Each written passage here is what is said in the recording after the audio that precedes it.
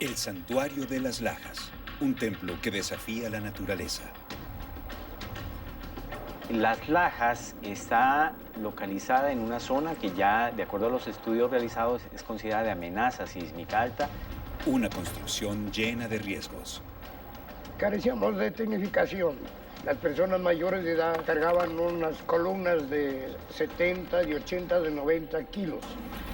Milagrosamente se ha mantenido en pie. Ni un rasguño, ni una abertura, nada.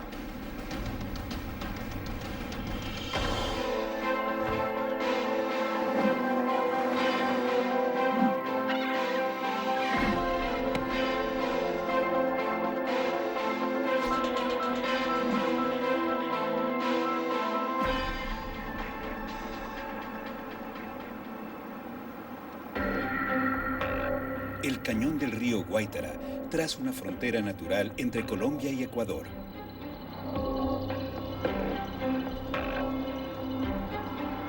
Sobre este se encuentra un templo que desafía la naturaleza. Está suspendido a 100 metros sobre el abismo. Por el río, por las peñas donde está. Aquí lo hemos llamado el milagro del abismo. Las Lajas está localizada en una zona que ya, de acuerdo a los estudios realizados, es considerada de amenaza sísmica alta porque se han presentado sismos, tanto en la parte continental como oceánica, de magnitudes bastante considerables.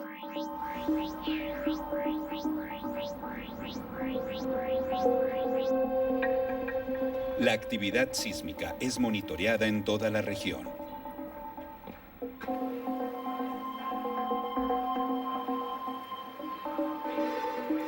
Aquí estamos mirando un sismo que acaba de registrarse hace aproximadamente 30 segundos en el volcán Galeras. Fue registrado en la estación Nariño y en la estación Urcunina. La distancia del volcán Galeras al santuario es de 75 kilómetros. Los sismos pequeños se registran entre 100 y 200 sismos diarios. Lo que sucede es que la mayoría de estos sismos tienen magnitudes que solamente son perceptibles por los instrumentos. Los otros, o sea, los sismos estos más grandes, son más espaciados. Pero el problema es que cuando ocurren, pues son los que causan los desastres, desafortunadamente, porque van ligados a estas condiciones de vulnerabilidad física que tenemos nosotros.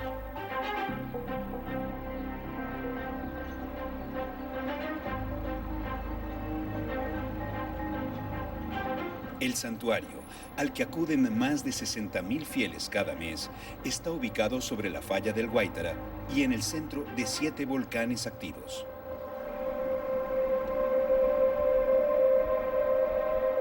Hemos tenido en los últimos 200 años, digámoslo así, por lo menos 6 sismos de magnitudes por encima de 7.5, que ya son considerables a niveles superficiales.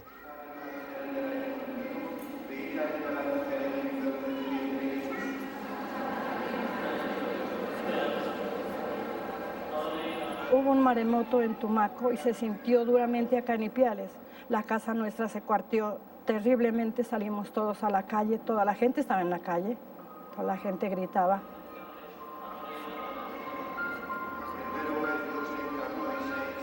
Después del maremoto, pues venimos a Las Lajas los domingos a la misa y la basílica estaba completamente normal, no pasó nada.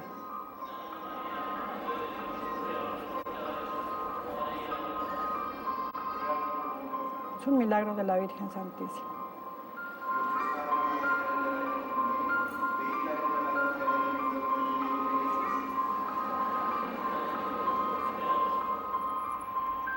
Desde su inauguración en 1939, esta construcción ha soportado los embates de la naturaleza sin ser afectada.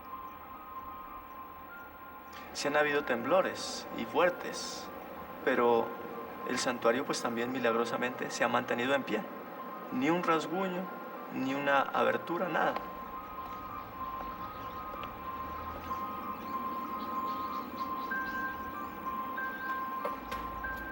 La historia del santuario comienza en 1754 con una pequeña choza. 30 años después se levanta sobre esta un segundo templo. En 1872 se construye encima un tercer templo. Y en 1916 se comienza la cuarta versión del actual santuario. La evidencia de las construcciones todavía se ve.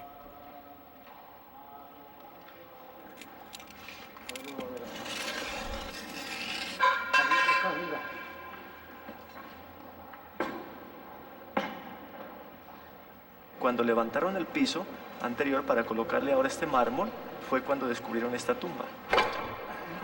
Para allá, para allá, para allá.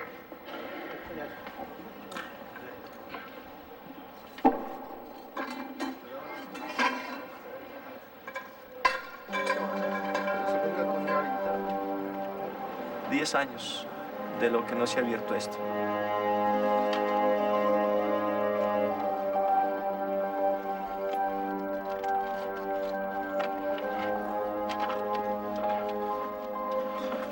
Bueno, pues aquí nos encontramos en la parte subterránea del templo.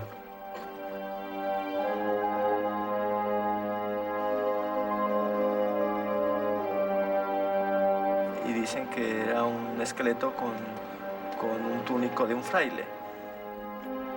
Nos encontramos pues en las bases del tercer templo, piedra más brusca, más tosca, y también en la peña, donde está pues la parte de la piedra laja.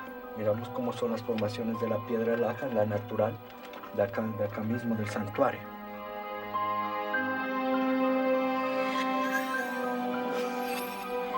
Las distintas versiones han sido construidas una sobre otra a través del tiempo.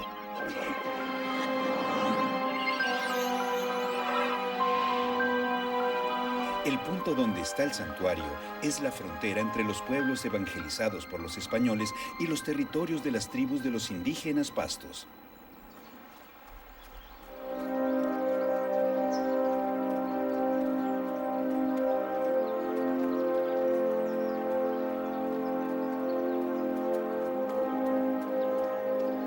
Así lo relata Fray Juan de Santa Gertrudis, donde comenta cómo al otro lado del Guaitara, en lo que es ahora el pueblo de Potosí, pueblos de indios pastos, resisten a la misión, es territorio del diablo, así lo dice, del enemigo.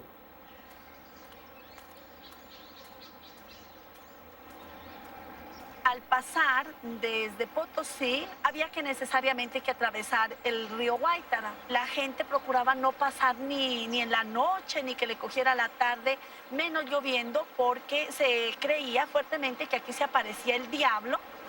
Eso hacía que la comunidad indígena sintiera muchísimo temor y por eso siempre preferían andar acompañados para evitar que ese demonio se llevara a una de los acompañantes. Estos eran los caminos que cotidianamente nuestros indígenas pastos utilizaban para atravesar el río Guaitara, el mismo que un día Juana Mueces de Quiñones con su hijita Rosa utilizó y encontró a la Virgen.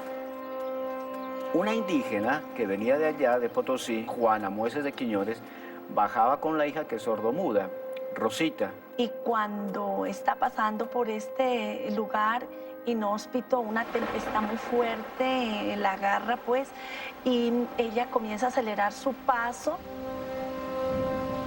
Y cuando ya va subiendo la loma, escucha que su hijita, que era sordomuda, le dice, mamita, mamita, la mestiza me llama.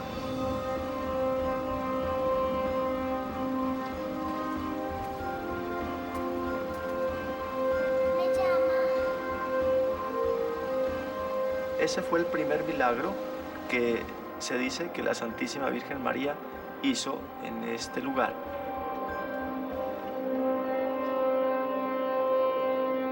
La imagen está en un sitio pues un poco particular, extraño, en las alturas, pintada sobre la propia roca.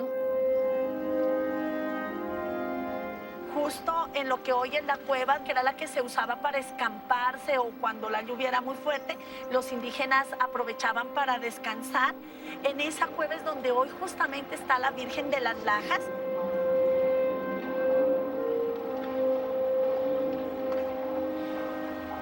La aparición ante la pequeña Rosa Mueces desata un fervor devoto a lo largo de toda la región.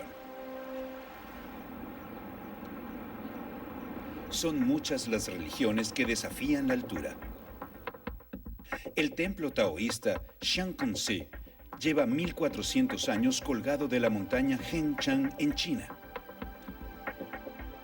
El monasterio de Simonopetra, en el monte Athos de Grecia, es construido por la misma época de las lajas. En cada caso, los constructores tienen fuertes motivos para desafiar el abismo. Las primeras referencias del santuario son en 1759, el gran tratado que hace España, los reyes católicos, con el Vaticano, y entonces ellos se vienen con todo a ocupar este territorio y los santuarios son puntas de lanza en ese proyecto, ¿no? Es la visibilidad de un proyecto católico que ha buscado allí y en muchos otros lugares pues construir algo gigante, algo monumental, algo que muestre el poder de la iglesia, ¿no?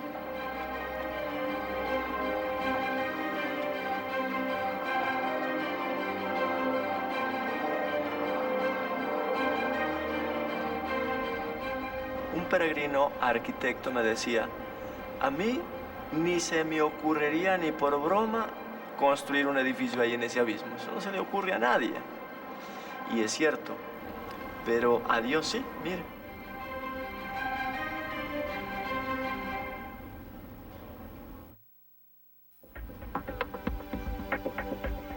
En el extremo sur de Colombia, un santuario desafía la naturaleza.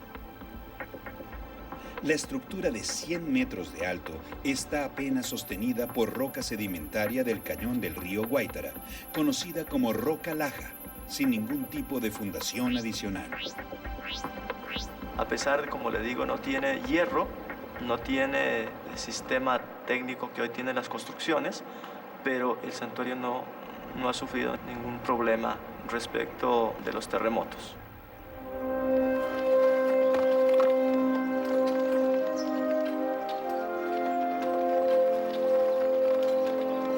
Se ve la necesidad de proteger la imagen de la Virgen y en su afán los devotos junto al Padre Villafuerte construyen una chocita de paja con chacla. Comienza entonces la construcción, digamos, de ese santuario, al principio muy sencillo. Muy típica el estilo a nuestra comunidad Pasto, que es las viviendas tradicionales de esta comunidad. Era una chocita pequeña, no daba abasto en la medida en que se conocía de la aparición de la Virgen. Esta chocita duró solamente 40 años y tuvieron que inmediatamente comenzar a trabajar y a luchar para poder ampliar y hacer algo más digno de la Virgen. Y en 1769 comienza la construcción, un templo con capacidad para 100 fieles.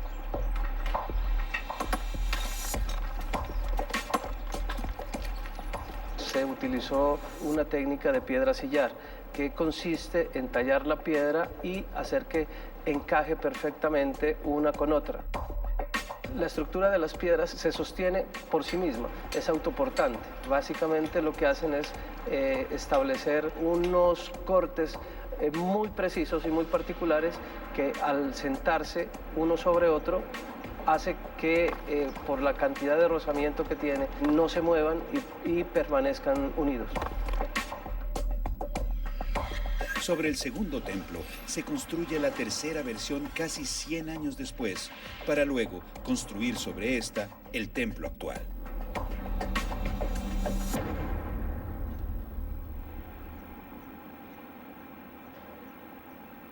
Las distintas versiones del santuario se asientan sobre una de las fallas geológicas más activas de Sudamérica.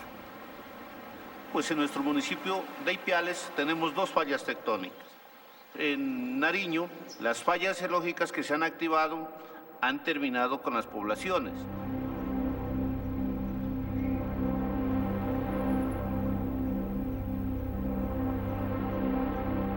Muchos de los lajeños se apegan a la religión en el aspecto de que no pasa nada porque la Virgencita nos protege, pero recordemos que la naturaleza hay que respetarla.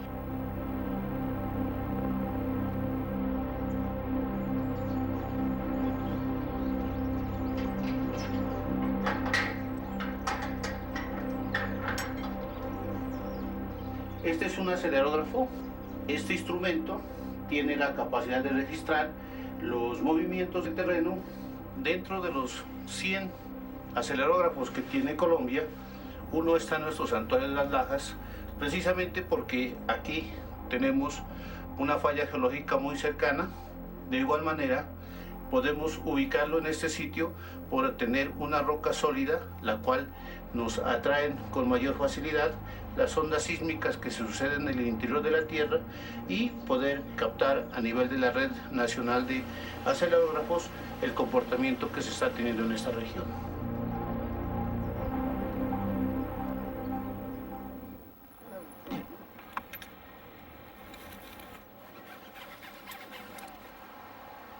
Bueno, en este momento estamos en la plazoleta del Santuario de las Lajas. Vamos a hacer un trabajo de altura, más o menos aproximadamente de unos 90 metros. ¡No te soltes, Alex!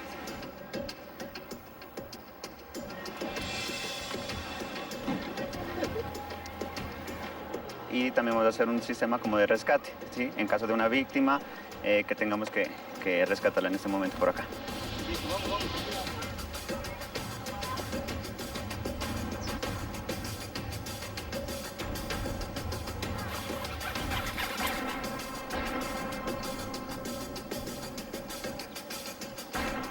Aquí han habido movimientos telúricos, se tiene un plan establecido y también se hacen entrenamientos y se hacen simulacros para prever, ¿sí?, que un incidente se nos vaya a convertir en una gran catástrofe.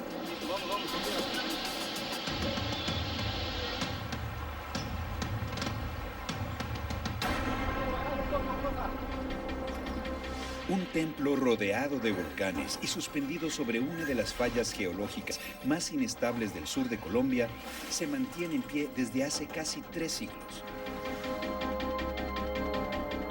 Para algunos es un milagro de la Virgen, mientras otros lo consideran una revelación de la ingeniería. Esta es la Piedra Laja, donde dio origen al nombre del corregimiento y al santuario. Podemos también aquí observar cómo está entrecrustada la roca Laja con diferentes capas de la tierra y han constituido lo que es nuestra falla geológica del Guaitara. Esta falla prácticamente que podemos mirar en verde por la humedad que se está ocasionando, si nosotros siguiéramos hacia el interior de la Tierra, pues llegaría a lo que son nuestras dos placas tectónicas grandes de Sudamérica y la de Nazca, y es la que realmente son las que producen los sismos o movimientos telúricos. Arquitectos e historiadores analizan cómo el templo logra mantenerse en pie justo encima de la falla geológica.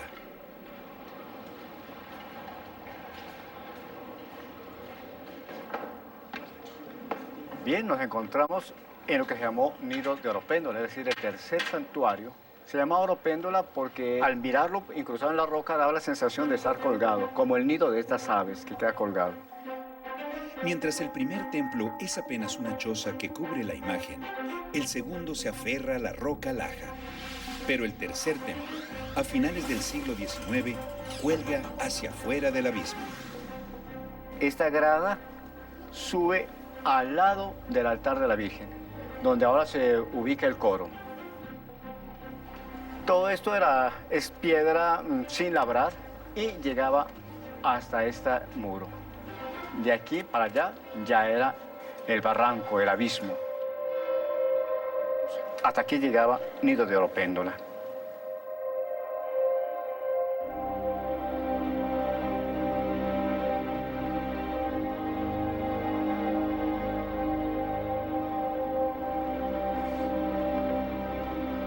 Usted puede darse cuenta al fondo la roca que forma parte de la pared. Es decir, el templo, el santuario, toda la estructura está íntimamente ligada a la roca. Donde hay una roca que entra, el santuario entra. Y donde hay una saliente, el santuario sale, es decir, se va acoplando en la roca. Eso le da una seguridad.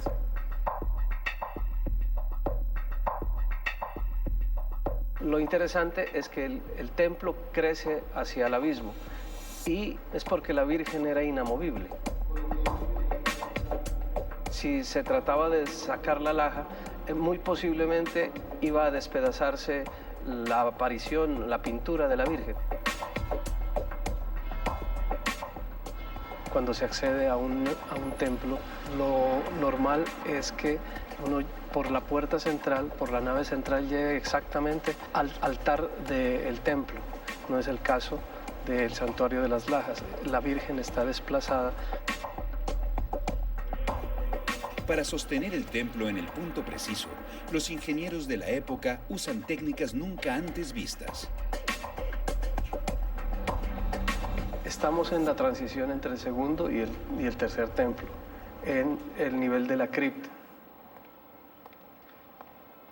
Es un arco rampante que no tiene punto, está desarrollado debajo de la escalera de acceso desde el nivel superior hacia la cripta, y es una particularidad. Este tipo de arcos no se encuentran en ninguna parte del país, es único.